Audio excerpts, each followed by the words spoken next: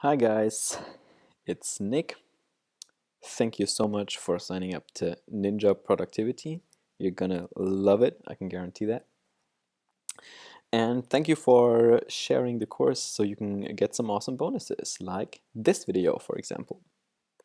And in this video, I want to share with you the number one business idea or goal that I would pursue if I was about to take this course. So the number one thing I would use Ninja Productivity for if I were to start all over again. And actually, to illustrate that point and to really drive it home, because I can't impossibly stress how important this is, and it's impossible to sort of overemphasize this for me. I made a couple slides, just 4 or 5 slides, because I thought having some pictures would really drive the point home. So let's dig into those, and I hope you'll agree with me at the end, and I hope that you'll think about using what you'll learn in Ninja Productivity and apply it to exactly this. So here we go, okay? The number one business idea which I would implement with Ninja Productivity is an email list. Okay? So an email list, if you don't know what that is, it's just a list of email addresses that you collect wherever. You could collect it offline, on social media like Twitter, Instagram, a blog, wherever. You have a sort of box or pop-up where people can sign up, often in exchange for something, and then you have their email address. And an email list is the best tool, the best asset you can build, because once you have a person's email, you have their contact address, right? So you can contact them whenever you want.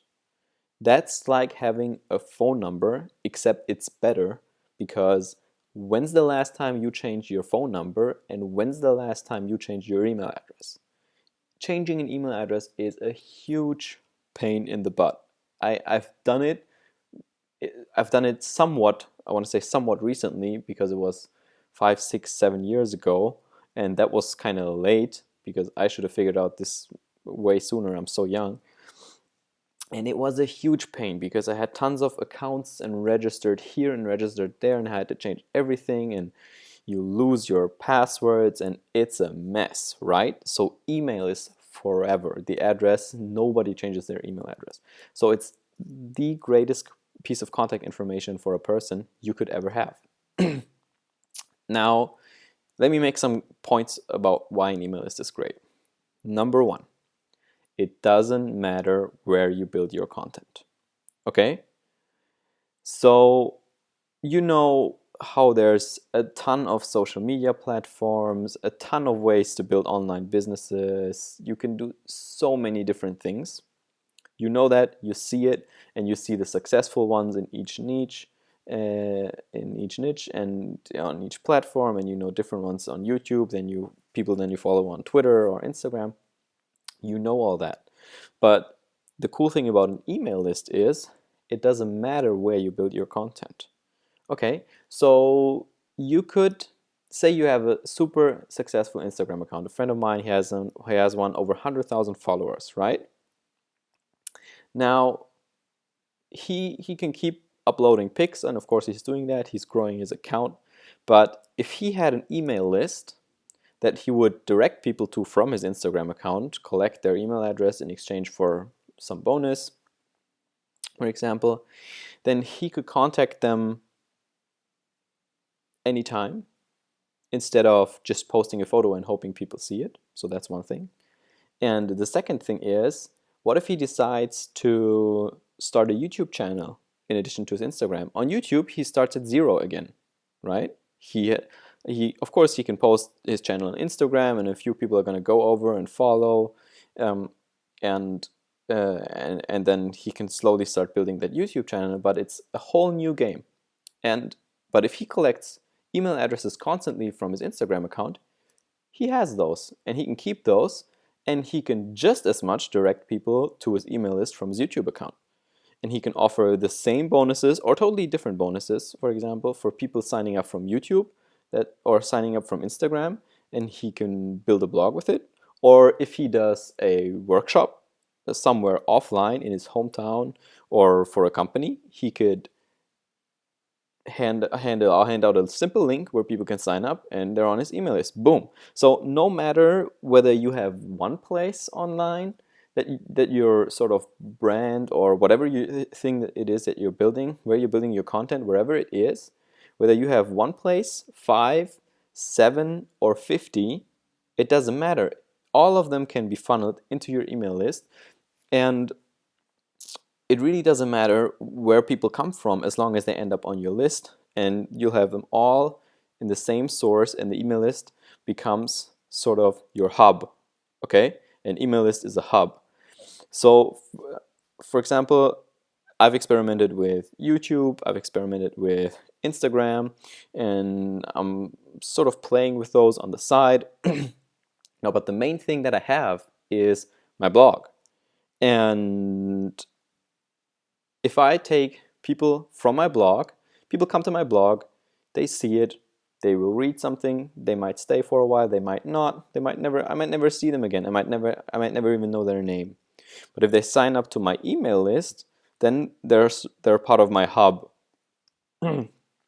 And once I have a successful blog, for example, I can start building my Instagram channel and funnel people into the list the same way. Now, same with YouTube and so on. So basically, you build content on a variety of platforms over time, but all the people go to your email list. Your email list becomes the hub. And then the cool thing about that then is that you can sell products, consulting, your services. If you have a service business, you can offer all of those to the people on your list because they gave you their contact information, they gave you permission to contact them, and you can contact them at any time about anything. And so it's not like you have to put an ad for your product on your blog, and then you maybe try to sell consulting via your Instagram, or you tell people about your services on YouTube, and you have to do that again for all 3 platforms. No. Whatever it is you want to sell, you send one email to your list and let them know about it, and boom, you're done. And just like sort of Instagram, for example, hands itself really well to selling luxury products because it's such a visual platform, right? There's so many luxury accounts where people show off handbags and expensive cars and things like that. So that works really well if you're doing that on Instagram. But selling consulting over Instagram, that's super difficult. That's super difficult. It's a super difficult topic to connect on and get people to spend a lot of money, like thousands of dollars per session, for example, if you have really expensive consulting. But your email list works for anything. And you can, of course, you can make a sales page, you can send that, yada yada. But basically, all you have is the medium of text that you send then to your created list of contacts, your email list. So your email list is a hub. Also, your email list is forever. Okay? So if I scribble my email address on a piece of paper and I give it to you, then you have it. And if you don't burn that piece of paper or throw it in the trash and store it really, really well somewhere in your desk drawer, you have that email address forever. And as long as I don't change my email address, which, as we said, is unlikely, then you can contact me always and always and always. But with social media, for example, I've seen this happen a lot, especially on Instagram. It happens a ton. On Twitter too. YouTube sometimes. These platforms can shut you down because the way they work is that the minute you upload your video to YouTube, it belongs to YouTube. The minute you tweet something, that text belongs to Twitter. The minute you post a photo on Instagram, it belongs to Instagram. So basically, you're handing out your content and you're giving ownership of your content away. You are not the owner of your own content on most of these platforms. And that also means that these services can shut you down whenever they like.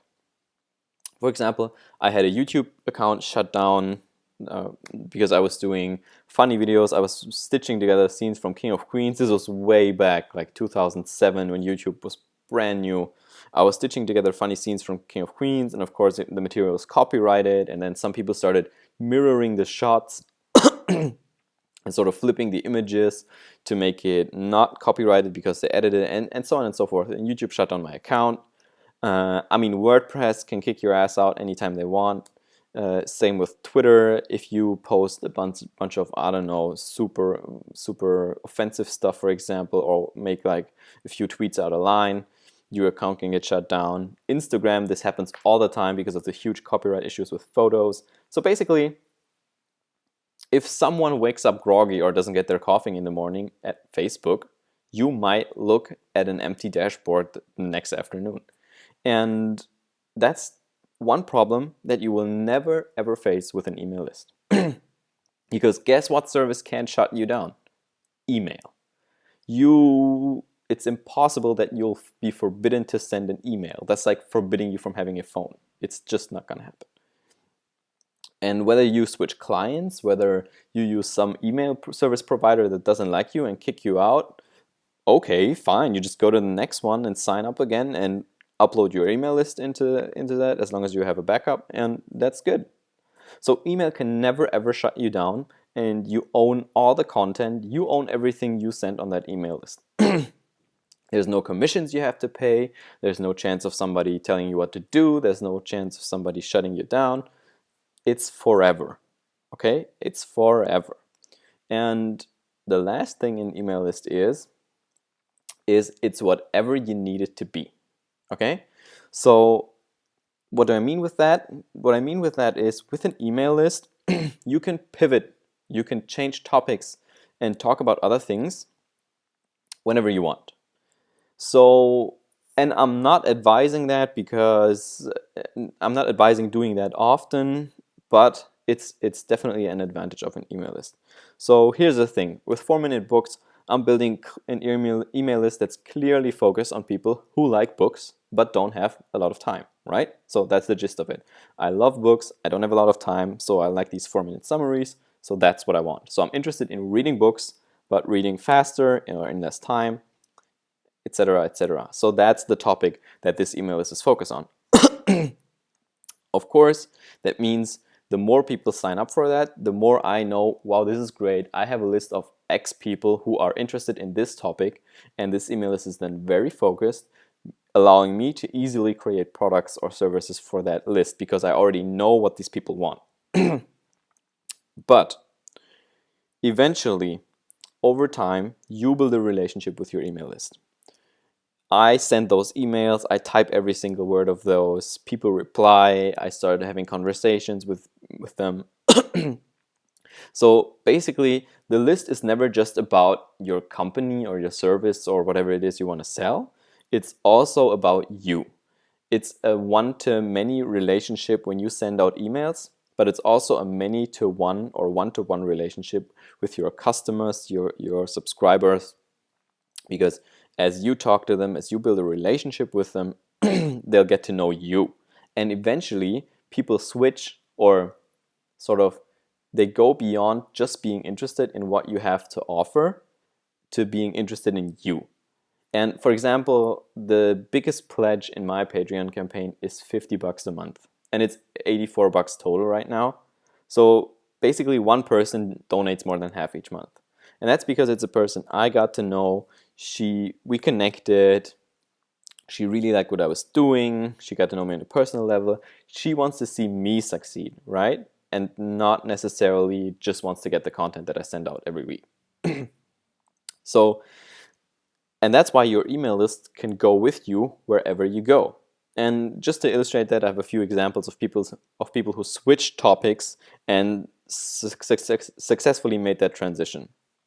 Of course, going from, say, something like video editing to planting a tomato garden might be a little bit of a stretch, but it's always possible to sort of change in a more general direction from what you were talking about before, or switch to tangentially related topics. And you can even use the list to explore those topics. So one example, Brian Harris from Video Fruit. In the beginning, he was just doing video editing. He was showing people how to create cool animated videos, and he was talking a lot about that. And eventually, he switched to email marketing because he found out that's what he's really passionate about. So now he teaches people how to collect emails, build an email list, and so on and so forth. Chase Jarvis, he's a photographer. He is an artist, so he's very much into photography and how to take great pictures and things like that. But eventually he switched to sort of self-improvement topics like habits, what do we need to become genius, and he does a lot of that stuff. He cooperates with a company called Creative Life. They have online courses for personal development and so on and so forth. So he goes way beyond photography at this point. Then we have Noah Kagan. Noah's list was all about email marketing initially and showing people cool tactics to build their list and build it cheaply and fast. And now he switched to, or he's not switched, but he's talking a lot more about self-improvement as well, the things that he's using, the tools that are making his life better, and so on and so forth. So these are just 3 examples to show you that it is indeed possible to take your email list sort of with you and pivot whenever you need to. And that's really why the number 1 asset you can build in your life and for your business is an email list. I'm 100% convinced that's true. I'm 100% convinced that this will stay true for at least 10 or 20 years. Because people always say, oh no, everybody's on Facebook now. Oh no, everybody's on Snapchat. Oh no, nobody reads their email. Complete bullshit. If you look at the statistics, a guy named Devesh Kanal, he made a great infographic about that. I love it. I reference it all the time. Says that the engagement you get from email is at least 10x of what Twitter and Facebook can deliver combined.